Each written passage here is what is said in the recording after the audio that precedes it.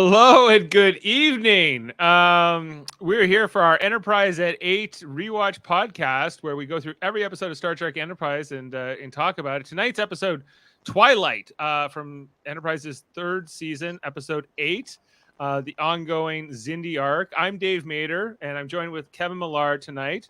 How are you doing, Kevin? Good. We're here streaming live. Yeah, I like this one too. Streaming live on Facebook, YouTube, and on Twitch. You might be listening to us on audio version. Normally, Jody Simpson would be here introducing us, but there's a bit of a snowstorm today where we live. And speaking of, and we figured he might be stuck in traffic, but wait. Nope, there he is. Hi. Sorry, give me 1 second here. Hey, did you get stuck in traffic? No, the wife did. Oh, yeah. So talking her through it. All right. Sorry about that. Let me just get set up. Even close to Adam is having technical difficulties. Oh, one of these times. He says the browser has blocked your camera and mic. And then it's telling him to click the camera icon and hit. Yeah, it's in his. It's if he's using Google Chrome, it's in his the address bar. He says he's done it many times, so I don't know. This is more your close all the windows. Close all the windows. Close all the Google windows. Open up the Google window, and then open StreamYard again, and then tell it to give it permissions. Jody just explained it. Just explained it on the stream. So there you go. Close the windows and what? And then just open up one Google Chrome.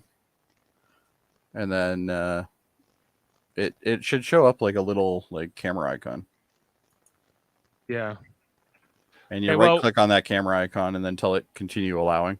As much as technical troubleshooting makes for awesome podcasting, we should probably get into the episode at hand, Twilight. Jody, I do have an intro.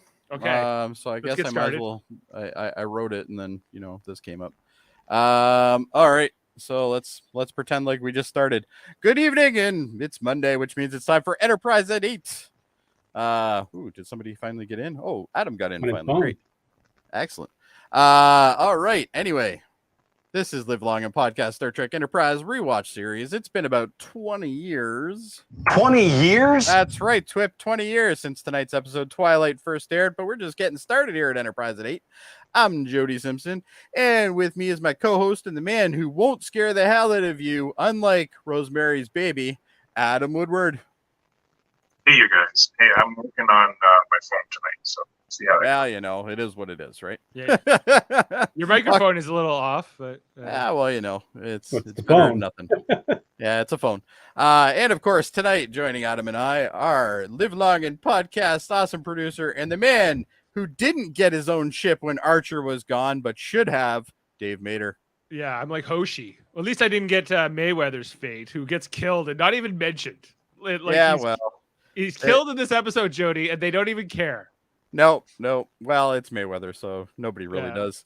And of course, who could forget the man who would never just run up the white flag, Kevin Millard. Never give up. Never surrender. It's the Goonies motto, and it's your motto as well. Anyway, tonight's episode is Twilight. This is the 59th episode of the series. This episode is about the effects of the Delphic Expanse anomaly leaves Archer unable to form any new long-term memories. 12 years later, he wakes up one morning and is stunned to learn the outcome of the human-Xindi conflict, including the loss of Earth and the near annihilation of the human race. Whereas he has always had trouble forming long-term friendships. Yes. Well, it's because he walks by everybody all the time while he's talking. Always on the move. Always on the move. He's always on the move. Exactly. I'm curious to hear what Kevin thought of this episode. I loved it. That was great. Yeah.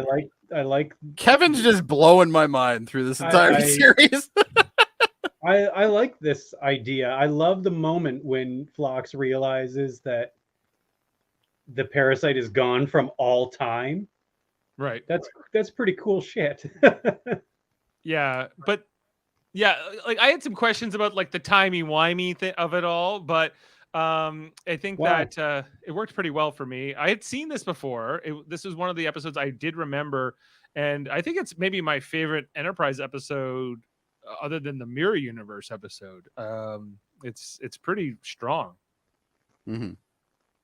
Yeah, the thing that I like about the episode is you almost get the impression that it might actually just be like a fever dream. Like, it's not necessarily this is exactly what happened. It could be just Archer was in a coma. Well, as you see Earth get destroyed to start off this episode, you're like, it's kind of like when, in like Cause and Effect in the Next Generation episode where we see the Enterprise blow up in the teaser, and we're like, well, the Enterprise is like, they got to have their crew here for the show, right? Like, this seems like a very short episode. Yeah, is this how they're in the Next Generation? Yeah. But then it was the time. The best thing about this entire episode is nobody cares about Mayweather. I think that should just tell everybody exactly. There's not even a eulogy for him at all. It's just. Well, I kind of think it's what we all missed him. I didn't miss him. Well, I wonder where he was. I just say I don't think I missed him. I didn't. I just assumed he was fixing a transporter or something. Yeah. I didn't even notice he wasn't there. Exactly. That is my point. Yeah, let's run through this. I took about 400 screenshots here. We'll try to get them through them quick. It starts off here with Archer waking up in bed, shirtless, of course. Well, of course. What is that? Rumble, he thinks. And we don't know anything, right? That damn deck plate again. Yeah, I told Trip to fix that deck plate and to fix my chair. And he told me next Tuesday. Yeah. He pops out here, and then there's like the security guard he meets outside his quarters. I was told you keep you in your quarters. He's like, what? So like the confusion of Archer matches that us of the audience, because we don't know what's going on either. And this guy's just like, well, it's kind of a hard to explain in a few seconds. And I didn't get a shot, but he just punches this guy out and keeps going or whatever. As soon as he says the captain ordered me. The captain, he goes, I'm the captain. What do you mean? So he's like, I'm the captain now. And we see here for the first time ever, and maybe since, we see DePaul in a proper Starfleet uniform. And this is for a guy who loves uniforms, guys. This was a big thing for me, because I was like, damn right, why can't she have a uniform? And seeing her as captain here is really awesome. Well, they give out field commissions to like Wesley. Why not her, right? Exactly. Yeah. Right. Other than she's the first non-human in Starfleet, which is nothing wrong with that, but it's kind of a big deal here. Even though this. No, Dave, I'm saying I really like seeing her in that uniform. I thought she looked great in the captain's chair. Yeah. No question that she's in charge. But Archer's going to show off his show would have been great going forward with just having crazy Archer roaming the ship, telling stories, and just getting in the way. I used to be captain of this ship. You can't be afraid of the wind, captain. I'm good for at least 8 episodes of that. Yeah. Like, just give me the rest of this season. That'd be fine. Yeah. If he's just like wrestling people in the background, with his shirt off. Of every scene. Yeah. But I'm the captain. Yeah. Hey, Trip, I had this great idea. Oh, you told me that last week, Captain. Yeah. Right. And then we see here, oh look, they're attacking. We see the great weapon that we've been looming at, that they're going to build to destroy Earth, and that's exactly what we see play out here. This is what's going to happen if the Enterprise does not succeed in their mission. For those out there, Earth, the planet we live on, is destroyed in this dramatic and fantastic way. Visually, this holds up really well, I think. Even though it's pretty quick to see how fast this weapon just decimates the planet. Just goes to show you how good this weapon is. Yeah, boom, boom, and that's. Wonder if they called it Starkiller Base. Yeah. Starkiller Base. Anyway. And watching it all play out here, and they see the planet destroyed, and Archer is just like, "What the hell is going on?" That's your teaser, Star Trek Enterprise. Let's get into it. It's been a long road. What the hell? Anyway. Yeah. Come back, Archer. Now gray-haired old man wakes up here, and we get the name of this episode, Twilight. And when he first wakes up, I'm like, "Oh God, this better not be that episode like Picard had, where he like plays the fucking flute half the time." Oh man, Inner Light. Yeah, you were worried it was gonna be an inner I light. was worried it was gonna be Inner Light because I totally forgot about this episode. Yeah. And then I'm like, oh, He's got like a little place to live here. He's seeing how he's older now. they we'll did a find- good job aging most of the people on the cast. And Yeah. then they left Linda Park like basically looking identical because let's be honest, she's gonna age very nicely anyway. So, Well, she was Leave just it on to For All Paul. Mankind, and she pretty much looks the same. oh Like, yeah, know, she's got some great genes in her there. yeah. They basically give her a new haircut in this. Yeah, they're like, we'll just give you a bob haircut and we'll call it a day. That's what they did with everyone. Everyone just got new haircuts. Well, some got gray. no, though. they some of them had like noticeable makeup on to make them look older though. You see, They- like they- at the They keep doing this Archer and T'Pol stuff. I don't like this. like I them don't- being romantic or whatever. Yes, or- I can't stand it.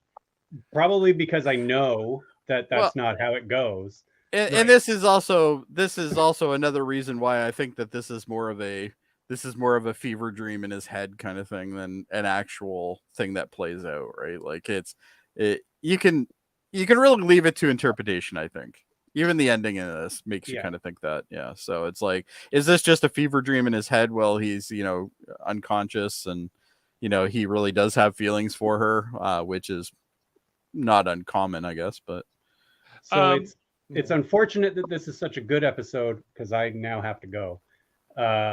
Okay. Do you want to tell us your rating? Yeah, this is a 10 for me. I What? loved it all What? the way through. Yeah, wow. a 10. Wow. Yeah. All right. I love a good story and with twists and fucking, it's good. It's really good.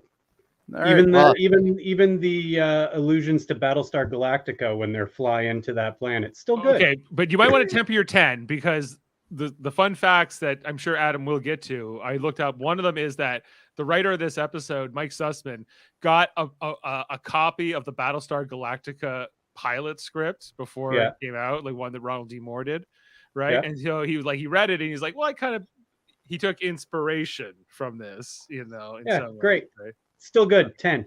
Still 10. Okay. All right. See you guys. Good luck See getting ya. Jack. Okay. All right. So we get the flashback here where it's explained to us of like, how did Archer get this amnesia or this like memory problem that he's doesn't have here? And we see that there's like this anomaly coming through. That right there is the scariest thing in this entire episode. Did you see that? Go back one. Oh my God, Reed's in the captain's chair. I know. I'm looking a little too confident. That's scary. With a goatee. You put a goatee on the guy. Well, he doesn't Then have a he's a captain. goatee yet, but he No. will later on. Yeah. Yeah. And so we see like the spatial anomaly, which we're accustomed to at this point because this has been doing this in the Expanse for a while. They But really yeah. got to do something about this hall. Yeah. Right. And they get thrown here. T'Pol gets her leg crushed by this bulkhead that falls over. Yeah.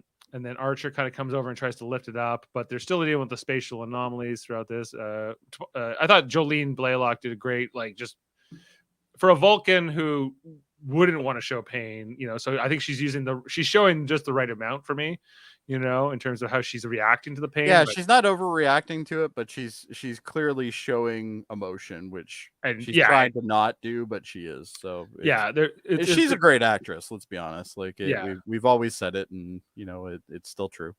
and Archer has to like lift this thing up, but in the act of like lifting this up and the amount of time it takes him to lift this up and get her free, that's just the amount of time that goes by while this anomaly comes out, hits him, and like knocks him over, and we see it kind of go through his brain here, and this is how he gets infected with these parasites that are going to make his long-term memory impossible. Basically, that's the only thing it does to him. That's the only like other ill effect from this.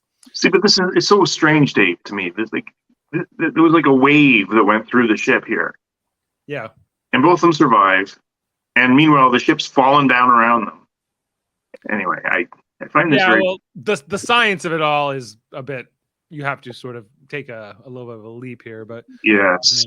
I like what they did. Like I said it before, what they did in Next Gen was much more interesting to me. Yeah. And then we come to sick bay, and Archer wakes up, dealing with Phlox. Phlox is acting he's acting kind of like timid or hesitant here. Something's up. He's not quite saying everything because Archer's just like, well, okay, I'm fine. And going back to work, going to get my boots.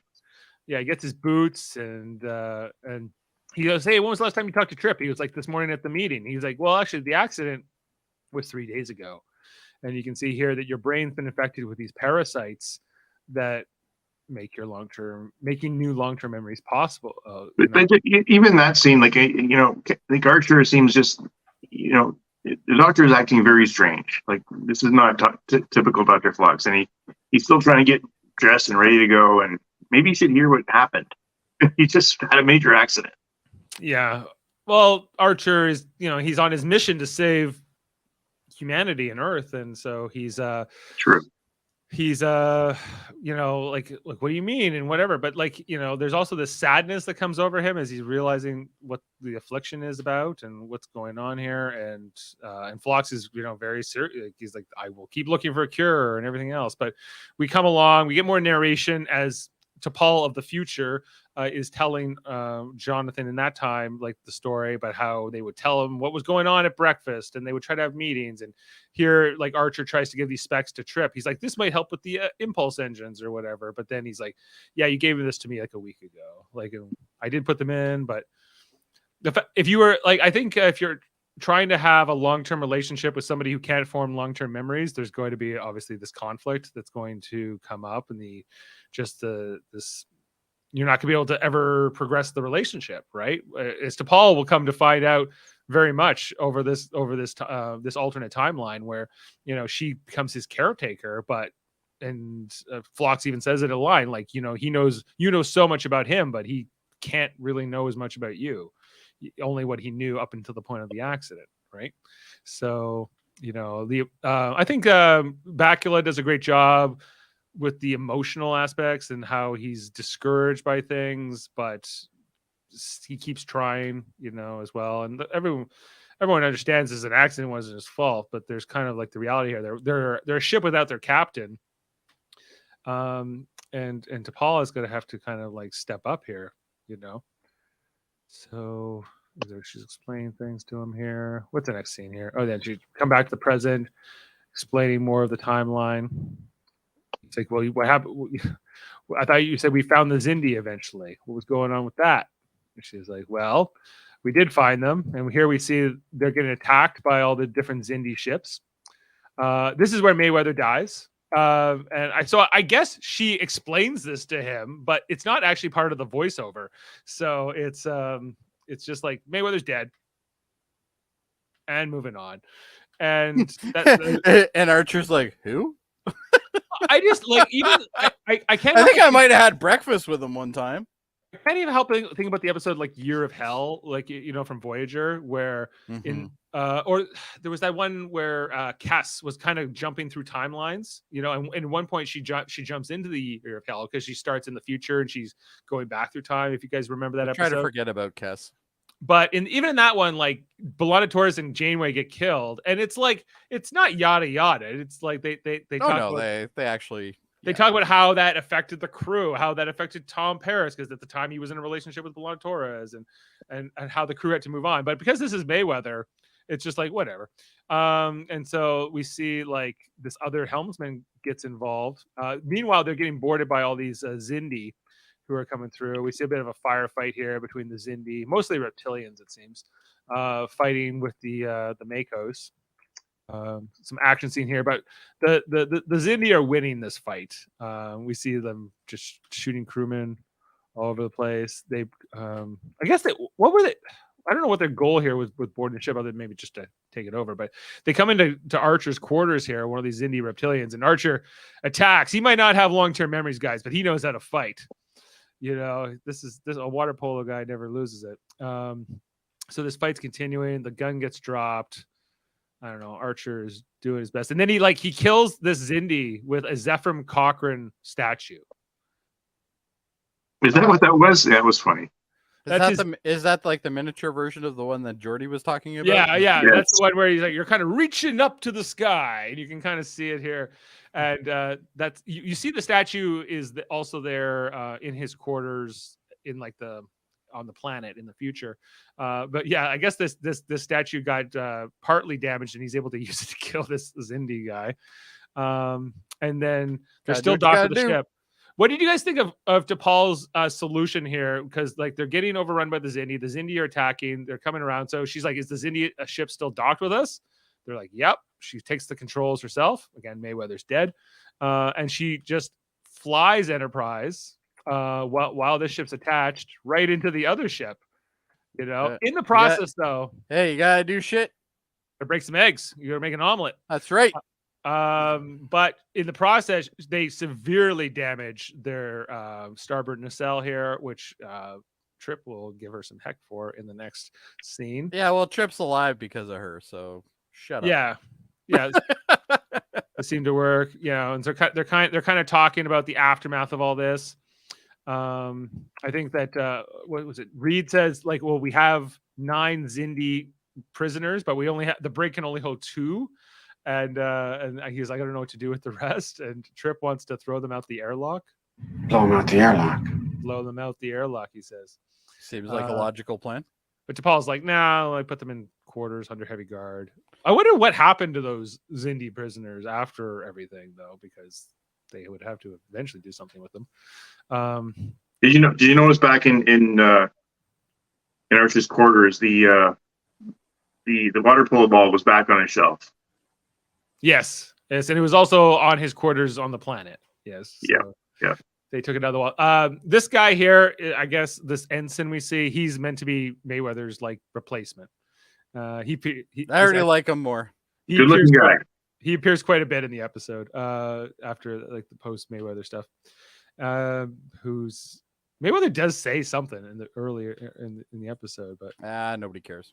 He's just clearly no one does care because they don't even mention it. Nope, no one cares. Poor Mayweather. Yeah, and so he's like, "What were you thinking? Flying that ship into that other ship and destroy my warp drive?" Yeah, I would have liked just for her to like lose her shit on him. That would have been amazing. She's like, "You can call the admiral if you want." She's like, "Yeah, why don't you give the admiral a quick call there, jackass?" Yeah. Explain to me how you were going to still be free after I didn't do this. Right. Yeah, exactly. Yeah. And then come back to the future timeline, and this is where T'Pol says that after they destroyed Earth, they kept going. They eventually attacked all of your colonies, Mars, and anywhere else you had people. And he goes, I do like the fact that in these scenes, like when she's dressed like this, if you notice, her posture is much more relaxed. Mm-hmm. Which I think is kind of neat, because if she's been taking care of him for like 10, 15 years or whatever it has been, she's now really accustomed to being a lot more relaxed around him instead of being constantly, the officer in front of him. Right. So it's, I like the fact that she portrayed that a little bit. It was subtle, but it was there, I thought. So. Yeah, for sure. Yeah, she's got a comfort level, a heightened comfort level with him in this time period. Yeah. But we probably had to like change his diapers and shit. So perhaps, but we find out only 6,000 humans have survived, which is horrifying when you think about that. Like that, Well, and those are all the people that were probably not on Earth at the time. Like that's the only reason why they're alive. No, because they went on to say that they went on to colonies and blew them up and killed them as well. Yeah, they went after all the colonies. Well, they started going around hunting them, right? So, and this is where you get into the Battlestar Galactica, references. In my opinion, it's very similar to that. All of a sudden, even with Battlestar Galactica, there was more than 6,000 people still alive. But 49,100 or whatever. I'm just joking. Whatever it was. It reminds me of an animated movie called Titan AE. Yeah, well, have you ever seen that? Yeah, and I thought here just the reaction here from Archer is he comes to find out Earth's been destroyed. Like this idea that you're part of an endangered species, which is the line Zachary Quinto will say as Spock in the 2009 one, but that was years away. That hadn't come, and I think that this really plays out well in terms of the emotion here and the way Bakula plays this. And you actually see some acting chops on Archer in this episode, which I think is like the man is able to act. Like we know he can because of some of his previous work. It's just he's been very restricted to what he's allowed to do on this show, right? Well, so sometimes it's the way it's written. Yeah, for sure. And But he's got an aloof style to him though too. Yes, he does. yeah. And by now, I mean, this is season 3. By now, he's got 2.5 seasons under his belt. He's created this character as he wants it. So when he shines like this, it's nice to see. Yeah. I like this scene too. I like the fact that we got to see all these like long range haulers and stuff like that all being exported. Yeah. This is Battlestar Galactica. Yep. You know. Oh yeah. Well. With the Enterprise serving as the Galactica of this little fleet. But we find out that there were other fleets too, other convoys that got attacked by the Xindi. So there were potentially more than 6,000 who survived just the destruction of Earth. But they were all kind of picked off, and the Xindi are on a full-blown genocide here. They're not going to stop until all the humans are gone. We go back to this flashback here, and guess who it is? It's himself. Yeah, Soval, Gary Graham himself, where he comes back just to throw some insults at T'Pol. Yeah, I like how he like walks in. He's like, that uniform really doesn't suit you. Yeah, she's like, well, he backpedals very quickly here, guys. He does. Yeah. He has to backpedal because she's not taking it. Yeah. Well, he's like, I think it was a mistake to order you to leave because that made you make an impulsive decision, and you never should have happened, and you should come back to Vulcan. Go back one. I still love those pictures. Yeah, that is such a cool thing to have in the ship. Anyway, sorry. And what I find interesting about this whole conversation is, or what I'm left wondering about is, after this destruction of Earth, and there's these human refugees, why didn't they go to Vulcan? Wow. Or Genoblia? All right. When you're an orphan, do you want to go to grandma's house? If there's someone trying to kill you, yes. Well, yeah, but maybe the Vulcans were like, nah, we don't want you on the planet because then you're gonna bring the Xindi to us, and we don't. Well, want then them. they're not very good allies, are they? Well, no, they never have been a good ally. I think that's part of the point, especially during this time. This is like a refugee crisis. This is like they're better. Issue. They're better later on in the years, but right now they're not that actually good of an ally. I think. Because she's like, well, you would take Archer in. He's like, well, that gets you back. Then yes, but I was like, should like I don't know, like doesn't make when Vulcan was destroyed in the other timeline, it wasn't like those Vulcans couldn't come to Earth, like it was. I know this is no, but I think the one thing I really like about this series is it shows how terrible the Vulcans actually can be, and here's another perfect example of it. Like it's subtle, but it's there. Yeah, I'm disappointed in them. That's all I'm going to say. Well, that's the worst thing possible is when Dave Mater's disappointed in you. Yeah, I'm sure that will make them cry too if they knew that. Yeah, but as an ally, though, they're still an ally. You figure that they, number one, would help, but when the Xindi attack them as well. Well, unless they're not aware that they're allies at this point. Oh, it's possible. Maybe, but. And then we come here, this conversation here between T'Pol. Yeah, he goes, how was the Vulcans? Because he's like, I picked this window for a reason because it's got the best view. I can always see the ships that are coming. And it would have been better if he's like, the stars are going the wrong way. Yeah, we see here that she's basically planning to resign. She kind of tells this to Trip. She's going to become the full-time caregiver to Archer. She feels like she owes him, especially for saving her life and preventing her from getting afflicted in the accident that started all this. But this also shows you exactly how good of a character she is. Like T'Pol, like in the first season, you don't really get a good look at her, and as she goes through, you really do realize that she is probably one of the best people to have on your side. Like, even though she's clearly not been on Archer's side many times, especially the first season. So yeah, I think it's nice to see that as well. Plus, this also shows how Trip gets into the chair, right? So right. I wonder how she, like, if that was intentional, the evolution of her character, because she's really changed from the beginning versus others. Yes, she maybe has the most of an arc of anybody. Yeah. She definitely is when I think of people who have matured on this show, like for the 4 seasons, she's definitely like the top one for me. Like there's other, like, I think Trip matures through the series as well a little bit better. But I think T'Pol is probably the most drastic arc because she starts off going like, basically, I don't even know why I'm here. Like, this is stupid.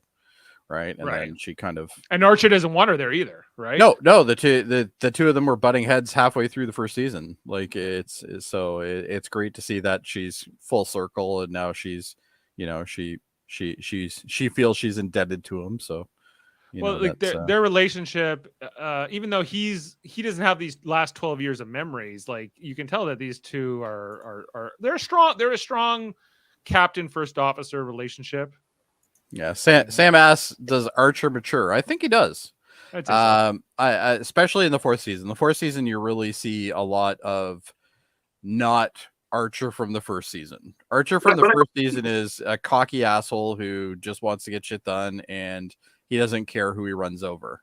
Yeah, but you also had the arc of him being very vengeful and very angry until last week. Last week's episode where he finally came around and go, well, maybe not all's into your bad. Well, we still get to see that anger through this season, though. There's still more of it, but I agree with you. There's definitely a change there, right? Yeah, he's got more perspective around things. Yeah. So Phlox shows up in the episode here to kind of talk about how they might have a cure for Archer. Like, he's been working on it. He comes up to Enterprise because the treatment they need a full warp engine. Here's a question for you, Dave. You would know this one. How long have Vulcans and humans have known each other at this point? Roughly 100 years. 102 years. First contact was what? 118. First contact was in 2063. And so this is 2022. This is 2153. 2153. Yeah, okay. But it started, so it's about 90 years. 90 to there you go. Or so. Long time. Fair amount of years. I like how they aged aged Dr. Phlox, though. Did you notice that his face was a lot more roughed up? Age spots. It almost looks like he's been smoking or something. It looks like they gave him greasier hair. That's kind of what and longer hair. Yeah, greasier, longer hair. And Trip has a little bit more facial lines and stuff like that, and he's got like a little bit more of a musty hair to him. Yeah, and he's thinning. His hair is definitely thinning more. And he's in the gold. He's in the gold pipe. He's in the gold pipe at this point. Yeah. Yeah. And we also see here. I like this little reunion scene here. I thought that was kind of nice to see, especially him and Hoshi. Because I've always felt like the two of them do have quite a bond, but we don't see a lot of it. So it's nice to see that. Yeah, and he goes, "Hey, where's Mayweather?" That doesn't come up. No, that doesn't come up at all. Yeah. Why was Mayweather? Sam, just to clarify, Mayweather his death is undone by the end of this episode. Oh yeah, he's back in the next episode. So yeah, basically at the end, like, they changed time and none of this ever happened. But so we see here how they're going to eradicate the parasites using the warp engines and this special contraption that Phlox made. And then there was also this reception to kind of welcome Archer back to the ship, and they talk, here T'Pol's talking to him about it, how he left early, how it was all overwhelming for him. They did a pretty good job on Archer's lines there too. Yeah, no, it's good old age makeup. It's not too much, It's only it's not extreme. Yeah, it's only 12 years. Yeah, so they might have even taken it too far for 12 years, but it was I get it, it's all good. Because if you looked at like a picture of Scott Bakula today, I don't even think he would necessarily look this old, and this was 20 years ago. 20 years. The man's aging pretty good. Yeah, for sure. Right. Oh, people always tend to age more than I guess you imagine them to when you have to create makeup for them, and when they get older. So or the simplest way to do it is put like a goatee on, like they did with Malcolm there. Malcolm, who we find out is about to get promoted. He's already a commander. He's about to become captain of the Intrepid. How did that happen? Just manpower shortages. He has pictures.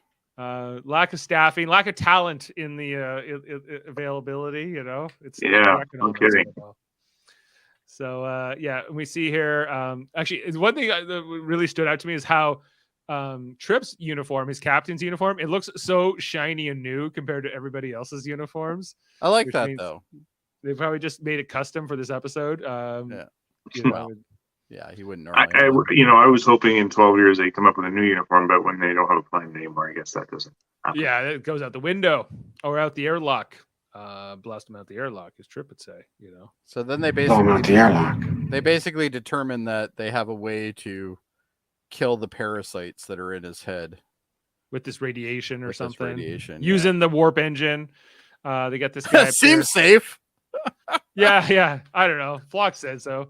So we see this facility. If the radiation doesn't kill you, they'll be dead. These parasites that are in his brain from this other extra dimensional non-time thing or something. We see it having an effect, but they say that they are like effectively erased here. We see in this brain scan, so it is working. He goes, "Hey, how come we're not? Wouldn't we just remove all of the parasites at once?" And Flock says, "Oh, I gotta test this out, but like it's either going to kill you or it's not. Like it's Yeah, but it's just like when they give you a new medicine or something. A lot of times they say, okay, use a little bit just to a small see how dose your reaction before the full dose. Yeah, or for instance, if you're using a new lotion, rub it on a little tiny spot or something, just to find out. Same idea, I guess, but in a way, it kind of sets up the other surprise in the episode, which is essentially they go and figure out that it actually erases it from the scans, and that's how he figures out that it's actually related to time. Erases it from history, kind of like that Krenim weapon that could destroy, like erase an entire planet from history or whatever. Or an entire species. Yeah. So there's also this other scene here where Enterprise detects a small shuttle at the edge of this sun, and they're like, well, let's hail them. Let's find out what they're doing. No answer. Well, let's chase them. And so they chase down this ship. They shoot it. They basically shoot its engines out. I like how they're more of the aggressor now, though. Yeah, well, because like there's not many of them left. They're like, we gotta do something here. The engines look cool on that ship, by the way. I like the Yeah. Yes, very neat. I like that. The little kind of interesting design. Yeah. So they I guess they bring him in with that grappler or whatever. And greasy old Phlox is now looking at stuff. Greasy. Yeah, looking at the scan. Here's another. He's that old doctor nobody wants to have, right? Yeah, they're like, we're gonna ship you back to Denova. All right, this guy looks like he's about to retire. I think. Oh god, I got the old guy again. Yeah, run like some kind of. I like how they've made him look a little bit more frail, though. I think that's kind of cool. Like, yeah. But this whole thing about like he asks to Paul, but what about your relationship? Have you told Archer how you feel about him? Because I guess she's developed romantic feelings for him over this. This is the reason why I think this is all just a fever dream. Because this is where I began. I'd forgotten about this episode, and I was like, oh, please don't make this a dream.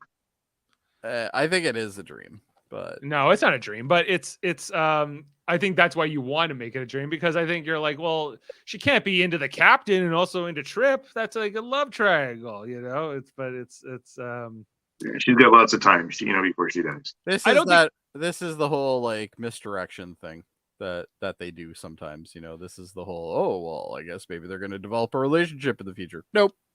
I didn't need there to I'm going to read it for you right now. Nope. I think if they just I don't think the scene or this dialogue was necessary, or I don't think it was changed either. it. I agree. Yeah. I think because I don't need that relationship to be romantic for it to be meaningful between Archer and T'Pol. Yeah. And so, I would agree on that. Anyway, we meet a Uridian, guys. That's who they brought in. That's who. Love his makeup. Yeah, we've seen Uridians before. They're information dealers, and they're kind of like they're essentially the listeners of the universe, right? Like they're not like El-Orians, but kind of more like information brokers and rogue spies, kind of like mercenary spies. So and Trip, and he's now the captain. He's got some PTSD here. He's going at this Uridian because he's like, I'm going to throw you out the airlock. I'll throw Zindy out the airlock. I'll throw anybody out an airlock. You watch, what's this comment? When developing the story for my Star Trek series idea, Star Trek Enterprise kind of hacks me off. I feel like this entire cluster frill should be treated as non-canon. Well, we've heard such things before, but I think that if you really go back and rewatch it there, Lockbeard, I think you'll find that there's a lot more to the show that maybe some of the fans ever appreciated, as Kevin and I in particular have found.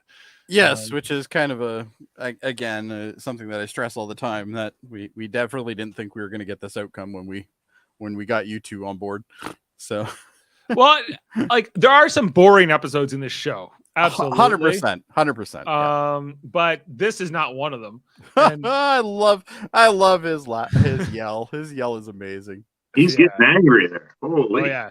Oh, he yeah, really like, shows the anger too. He said he was gonna cut up his shuttle. He wasn't gonna kill it. He was like, I'm gonna cut up your shuttle into little tiny pieces or whatever. And he's like, oh, okay. Well, and he admits this is where he says, oh, I was paid to follow the Denobling. He's specifically been hired by the Zindi, or somebody hired Zindi hired somebody to hire him to basically find out if Phlox was going to leave, because if Phlox left, that may mean that they were going to cure Archer, and maybe the Zindi fear Archer. I'm not quite sure what was going on with that, but that's where we find out that they might be aware that the parasites will eventually kill him, right? Like it's very possible. They didn't really tell us in this, but it couldn't be good having parasites in your head the whole time. Like it's probably not. It's going to do some long-term damage eventually. So yeah, but I guess I'm trying to get into the heads of the Zindi Council and what they want now at this point, after they've already destroyed Earth and most of humanity.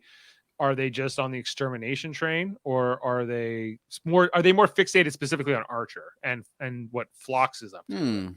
Yeah. So well, I think that's supposed to kind of leave us wondering, right? Like we don't have a definitive answer to that. So because why would they care if Phlox ever left his homeworld? Why would that be a thing? That gets more into the reason why they even put this in the episode. Unless it was because they wanted Phlox led them to their secret planet. Like maybe Phlox is a key player in this, or maybe like he inadvertently, because they're like, well, if Phlox will lead us to wherever the humans are hiding, and that's what he does here, basically. Yeah. But he explains, like, hey, if we by removing these parasites from Archer's brain, they've been erased from history. They were never there. Yeah, all the scans that he's done over the last. This was a cool little thing, though. You got to admit, I don't think this has been done before. Like where everything's gone. But this part is definitely unique, but there's a lot of parts of this episode that I think are reused from other Star Trek episodes. Sure, but this was a nice surprise. I had forgotten about this. Yeah, me too. Absolutely. And I know I'm analyzing fake temporal mechanics that aren't real here, but just from a time travel standpoint, if by erasing this portion of the parasites and they were never in his brain, wouldn't at least his long-term memory have been less affected now in this shouldn't history have already changed? Well, an infestation is an infestation. I think taking out some of them, and it's like taking out 1,000 ants out of an anthill, right? Like, yeah, you've slowed down a process, but you haven't really done anything that's going to really affect it too much. So the fact that these parasites are missing out of part of Archer's brain doesn't change the fact that he still has this condition. So it didn't change history, at least. No. But if they had eradicated all of these parasites in the first go, then time would have just in that scenario, if he never had it, then that would definitely change things. Yeah, I think. Which is kind of what happens at the end, because he blows himself up at the end in order to change history, in order to kill the parasites, in order to erase them from history, in order to very interesting ending for him on this episode. And they explain this to Captain Trip. They're like, well, guess what, Trip? If we can cure the captain, this can all be undone. And Mayweather. Trip's like, but then I won't be able to run this ship again. Yeah, and he's like, I can't worry about this, and they're like, He's like, the worst thing is you're gonna bring back Mayweather. Oh dear God! Here we got Hoshi with the bob haircut. Bob Hoshi. Yeah. Or better known as, I'd like to speak to your manager, Hoshi. Karen Yoshi. Is that a Karen haircut? Yeah, I guess it is. That's kind of a Karen haircut. Yeah. Yeah, and so we see the Zindi are here. They're here to fight, and so the fight is on. Trip. This is one of the only episodes where I actually don't think Reed is that much of an annoyance. No, well, doesn't have much. He didn't really annoy me in this episode, which was good. But right, he looked a little cooler. He was a little bit more smart. You know, he's a captain now. Yeah, well, and that's progression for him, right? So that's cool. Yeah, we even see the Intrepid is one of the ships here that kind of like we see a few other Earth ships working together here with Enterprise, the ones that have survived this fight, which is rare in this series. You don't see a lot of other ships from the Federation, right? So it's nice to see that. Yeah, the battle is continuing, and Archer, he wants to get up there. Yeah, help, because he's still got the thing here. We even see like here from the Intrepid's point of view. There's quite some interesting fights. There's there's a lot of space scenes in this episode for sure. Yeah. Like Archer's like, we'll take the Jeffries tube, but this battle is going on. This is the Intrepid, the ship that Reed was supposed to take over. He gets its nacelle kind of cut off here, and then she's like, they've been damaged. Tell them to fall back, and then the fight continues here. And Reed the whole time is like, you broke my ship. I'm not going to get to go anywhere. I'm going to be flying around in circles at warp because I only have one. Yeah, and so this is where Reed says, "Uh-oh, they're targeting the bridge. They're targeting the bridge." And this is a cool scene. Great scene. Yes. For all the Star Trek nerds out there who have ever criticized, why would you put the bridge on this the top? Is a perfect example. On the very top of a ship. This is the reason why you wouldn't want to. 100%. Yeah. This proves the theory that you shouldn't do this. Yeah. They're taking shots. That bridge should be just buried in the middle of that bloody hall. Like it should be buried. And they blow the lid off of it, literally. Oh yeah. And this always amazed me watching this, like even going back, like seeing, like you can see some of the people. People are flying out and everything. Flying out of the ship. It's great. All these characters we just saw, they're dead instantly, pretty much. Gone. Yeah. We even see like the wow. It still sticks with me. This is one of the coolest shots they've ever done. Well, and if you actually look hard, you can actually make out what a lot of this is, right? Like you can see where the the helm is and stuff like that, and things are bent up and stuff like that. So you can see cool. Reed Station, and he's not there anymore. I have to give him props. This is fantastic for them. Yeah, this is great. Yeah. It really plays out. We see the bodies flying out too. Like, you can even see the consoles on the side. And you can still see who is this? That might be Phlox. We don't know, but was he on the bridge? No, he wasn't. He wasn't on the bridge. That might be Hoshi. Hoshi and or somebody. And Reed. Probably Reed. Yeah. If you scroll in enough, you might be able to see his beard. But but I like the fact that like the red alert lights are still on and stuff like that. Like that's Read alert. Cool. Read alert. And so they're going up here, and he goes, "Oh, the bridge is gone." It's like, "Oh, bridge is missing." Yeah, no bridge. Interesting. So they're like, "Well," she's like, "We got to get." Paul in the back of her mind's like, "See, I told the Vulcan Council that they should have told them that, but they didn't listen." Yeah. They insisted on putting these bridges on the top of the damn saucer section. I don't get it. We see here that the Xindi are now using transporter beams. They're not just relying on docking to board the ship, and they just beam in here and they just shoot these. Well, they probably learned from the last time, because the last time, T'Pol basically flew them into one of their own. Right. So they kill a lot of people. It's not looking good here for the Enterprise crew as this continues. All they have to do is try to kill Archer's brain parasites in time.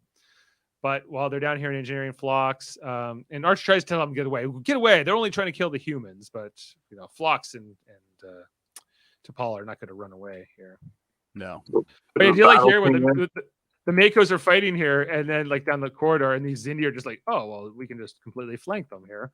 And that's exactly what they do. Just shoot them inside. Watch your flanks, guys. Holy cow. No, I don't know. Those Makos. Yeah, they're down for the count. Sometimes you just wonder. Yeah, it's not going well here. Even there's even Phlox there firing a phase pistol and taking out some Xindis. There he goes.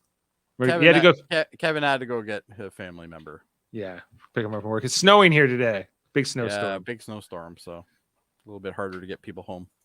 Yeah.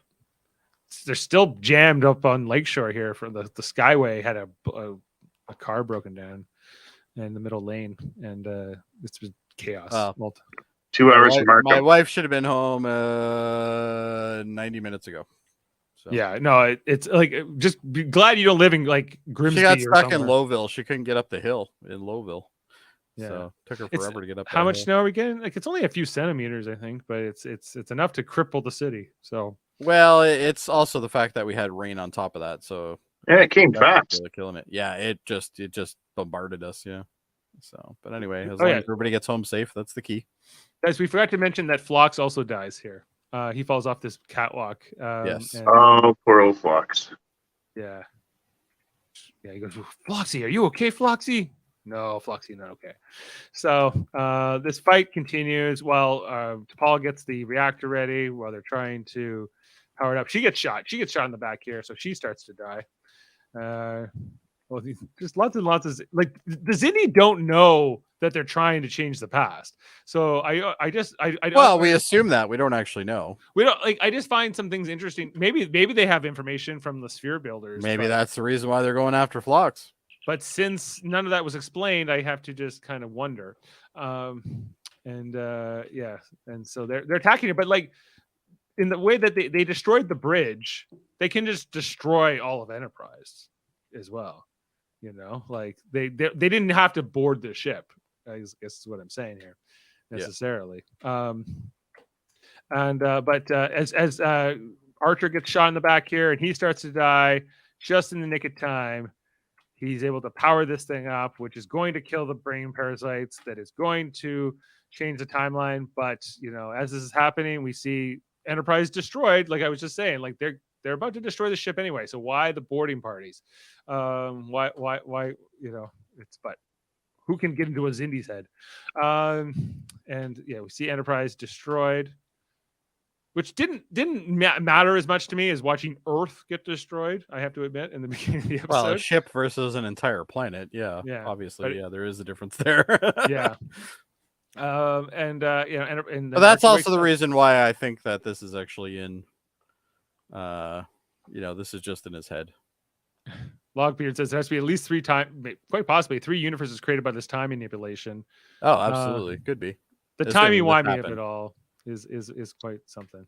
Indeed. And yeah, we got him waking up here. He's like, yeah, you'll be fine, you know, because to them, like he was never infected basically by this, because so.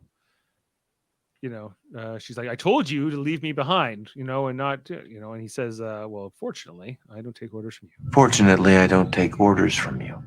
She gives him Rosemary's Baby Not to yet. watch. Not yet. Oh, and this, you know, can you give me a pillow? Where's Turn down the lights. Yeah. Well, and I like at the end. She's Oh, would just you like, mind bringing me another pillow? Yeah, she's just like, is there anything else you need? You know, Yeah, kind of like anybody who has a wife who, you know, when you go in bed and they're already in bed and they're like, "Can you fill up my water?" You know, same idea. Right. You know, That You make a slight wonderful annoyance. nurse. Yeah. You make a wonderful nurse.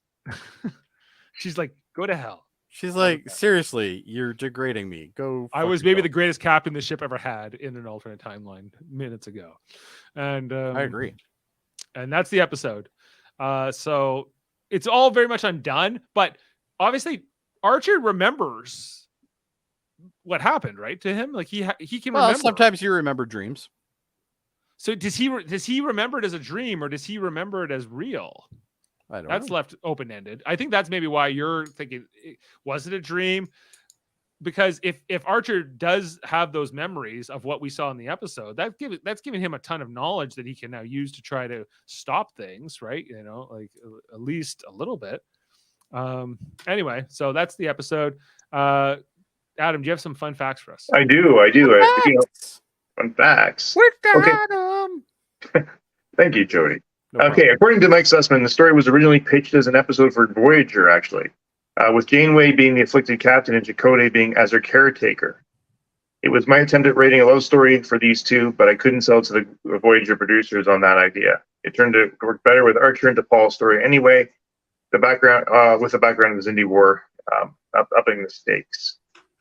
No, I'm glad they didn't do it with Janeway and Chakotay, just because Voyager did a similar episode with Cass, like where Yes. her memory was affected and things. I feel like would have felt too similar to that. Well, and on top of that, you've had so many episodes of Voyager where Chakotay and Janeway don't get along, or they have conflicting things to do.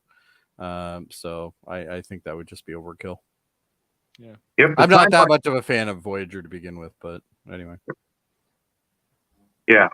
I'm going to see on that one. Okay. A timeline and page on the front of the script explains that there was 4 time periods. They are the present, which was the 2153, the very new future, which was 2154, and the near future, which was mid 2155, and then the 12-year in the future timeline with 2165.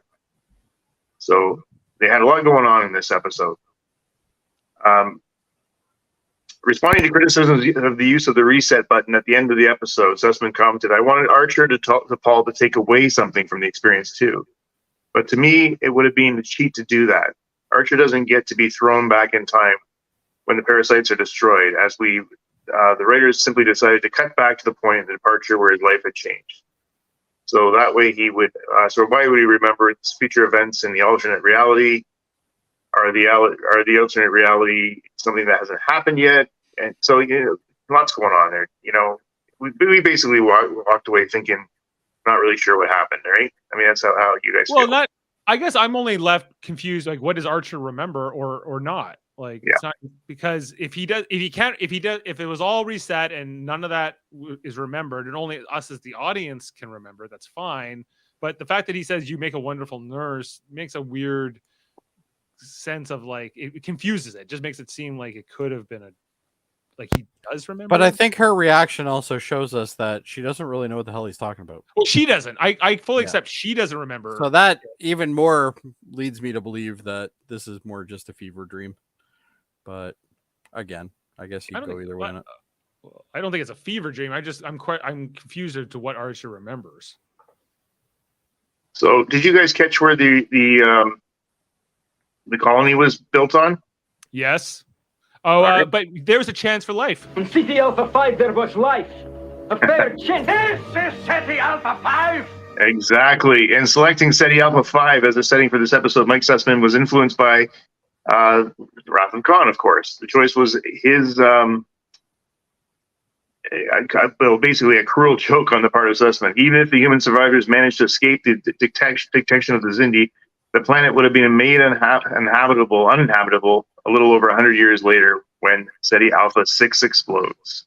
Yeah, as Khan tells us. Ceti Alpha 6 exploded 6 months after we were left here. The shock shifted the orbit of this planet, and everything was laid waste. It was only the fact of my genetically engineered intellect that allowed us to survive. I always thought it's only our genetically engineered intellect that allowed us to survive. You task me. It's still one of the all-time great performances. Oh my God, the best. I agree. Yeah. Okay, although not acknowledged in dialogue, O'Shea sports the lieutenant's bars on her uniform in the future. She's also carrying a book to give Archer. In a line deleted from an earlier version of the script, she hands Archer the hardcover and says, "The Vonnegut collection for you asked for." And when he reacts puzzled, she says, "I know you don't remember asking for it, but trust me, you did." And then Archer responds, "Look forward to reading it 20 or 30 times. So there you go.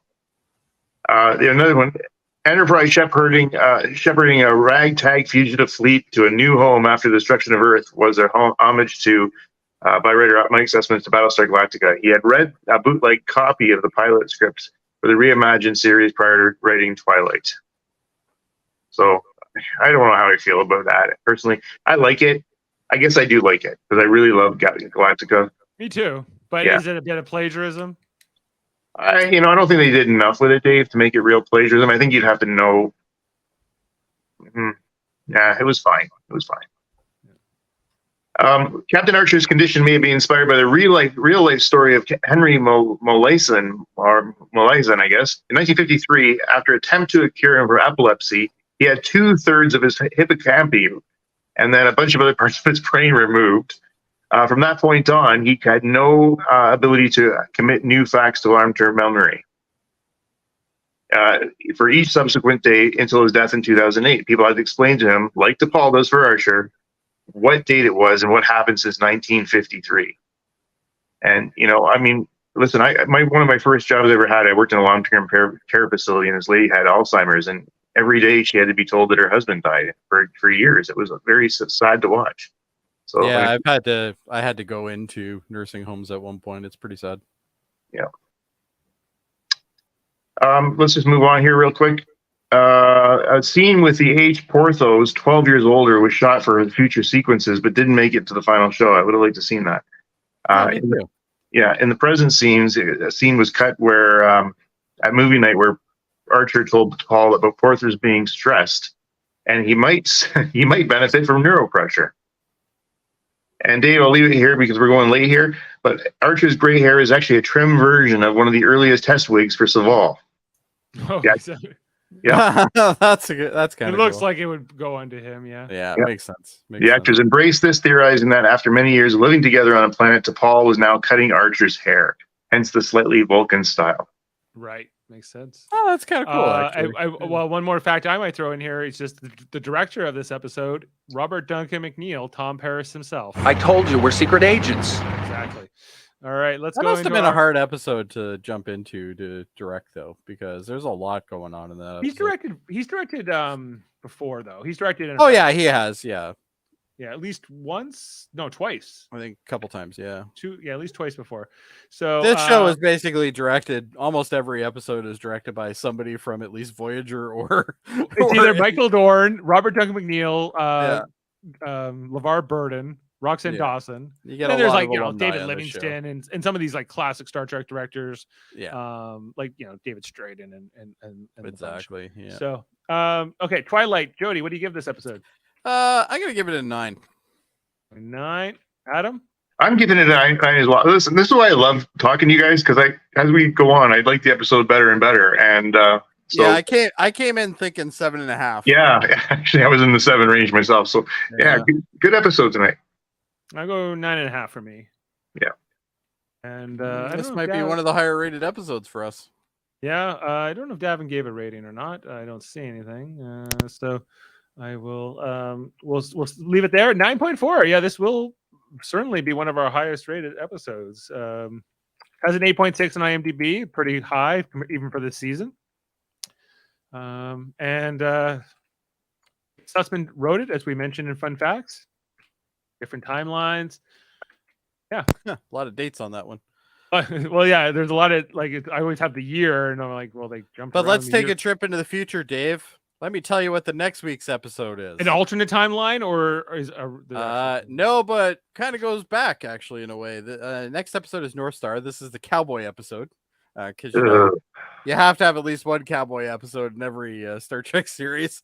So Archer and the crew try to discover why a 19th century era human settlement has been placed in the middle of the expanse. Because they need this storyline. Oh my goodness. Is this one of those filler episodes we don't need? Yes. To be quite honest, I actually am okay with this episode. I don't like these cowboy episodes. This is probably one of the better ones out of Star Trek. Is this like Way of the Gun? But Enterprise's version? No. It's they dress up as cowboy type era because obviously they want to fit in with everybody that's in the settlement, right? So it's one of those, but it's like a First Contact kind of thing, or they find a human settlement in the expanse that happens to be Cowboys. It's 19th century, right? So it's everybody's kind of like that. So it's late 19th century. I think it's an interesting episode personally, but anyway, it is what it is. Maybe I'll think so too. But Dave, you know what's more interesting than North Star? What's that? Lots of things. All the other podcasts that we have on this channel. Well, I'm glad you pointed that out, Jody. We have some great content here on Live Long and Podcast. A whole community of Star Trek podcasters doing some amazing things. We have various divisions, including, of course, Enterprise here. So if you see the red symbol, that means that's like a TV or movie review where we're talking about an episode like we did tonight. Where the cool kids are. It's where on Tuesdays we talk about Deep Space Nine. We have an ongoing series there. Tomorrow we're talking about In the Pale Moonlight. night. One of the best episodes of Deep Space Nine. We'll be reviewing that tomorrow night. Yeah, I agree. That is a Deep Space Nine fantastic rewatch episode.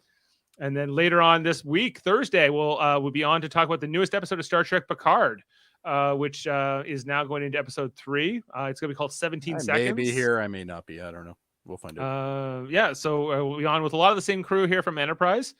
Also, check out if you see a blue symbol, that's our science division. That's usually a Davan podcast, and he's doing trivias or debates or probes and different things.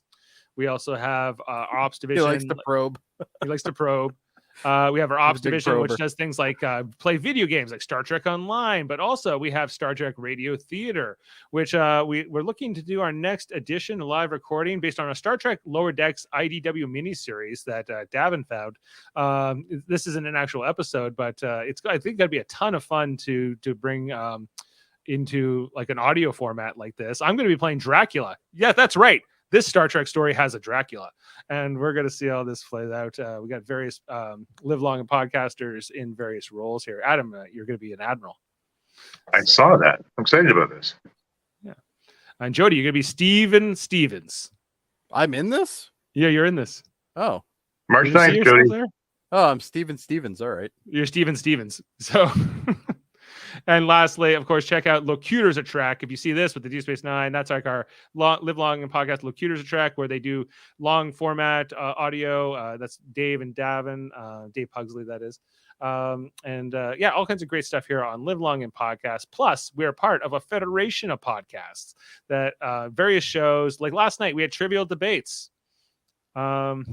We had Eamon hosting with Davan and Jessica and Jody competing in this love-themed one. It was a lot of fun. Really good episode. Check that one out on Trivial Debates. You're being kind, but anyway. Yeah.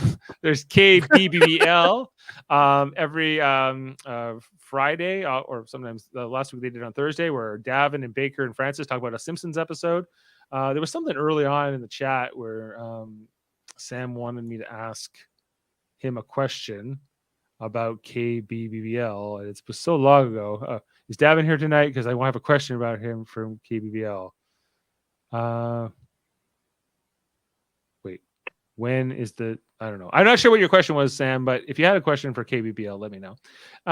Also, there's the Super Mater Brothers podcast. They're brothers. We are brothers. Which talks about television primarily. Tomorrow we're going to be on with Survivor. Wednesday. Sorry, Wednesday. We're doing the Survivor 44 episode 1 coverage. We've already done our cast preview here. We're going to see all of this play out. We got 3 tribes. It's going to be 18 castaways. A lot of fun. If you want to know about Survivor, check out the Super Mater Brothers podcasting channel, which also loves to talk about things like. Well, we'll see. I don't know. If you're right, then Jeff wins the draft. The Mary Mater Marvel Society, which we did our Marvel or MCU reactions. I just did that with Davan and Jaemeel over on Super Mater Brothers one, doing Quantumania, the Ant-Man and the Wasp, their new movie. And speaking of that, the X-Rated podcast on Tuesdays with Davan and Andre, where they talk about X-Men the Animated Series. Andre's other podcast, the Graphics History podcast, a long format audio podcast where he interviews people. Michael Chan from the Hellbound podcast was just on there, another Federation podcast, a horror podcast, and often featuring on Star Trek Radio Theater is Michael Chan. Like lots of different podcasts. Hold Up is another one we do where we talk about movies. That's Davan and Murphy. They're going to be on this Wednesday talking about journalism movies, including Nightcrawler and a few others. Check that out on Wednesday, every second Wednesday with those guys. And I think that's everything, guys. Mm-hmm. So thanks for being with us. I'm curious about Lockbeard, though, because he's mentioning he's writing a Star Trek series. I'd be interested to know more about that. Sure. So, well, Lockbeard, if maybe you can contact us.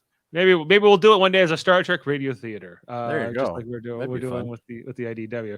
This one's gonna be a lot of fun, guys. Waiting to hear. It's so much fun. I didn't know I was gonna be in it. Exactly. Well, that's how you gotta talk to your agent. So it's true. It's true. I'm a busy guy, Dave. You know, I got agents here and agents there, and a wife, and yeah, that's the bigger problem. All right. Well, guys, I think we'll leave you here with a quote, and we'll see you next time. Thanks for being with us here on Live Long and Podcast for Enterprise at 8. See you next time. All right, and I'm gonna go with this one. Did everyone get their own ship while I was gone? Yeah. See you next time. Not Dave.